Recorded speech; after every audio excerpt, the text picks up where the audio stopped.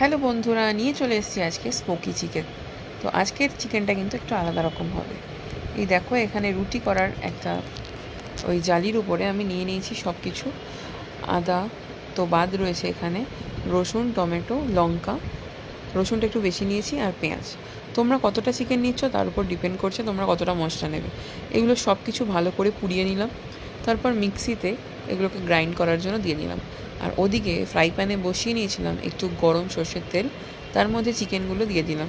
চিকেনটা একটু ভাজা ভাজা করতে হবে, তার সাথে দিয়ে দিলাম নুন আর হলুদ গুঁড়ো, লঙ্কার গুঁড়ো। বাস এইটুকুই কিন্তু মশলা এখানে দেওয়ার আছে।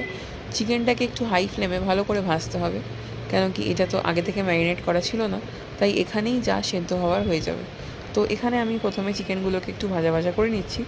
এরপর দেখো, মশলাটা কিন্তু ঠিক পারফেক্টলি এই কালার এসছে, মানে মশলাটা দারুণ দেখতে লাগছিল, একদম আলাদা একটা ফ্লেভার দিচ্ছিল মশলাটা থেকেই। মশলাটাই এত ভালো সেন্ট হচ্ছিলো।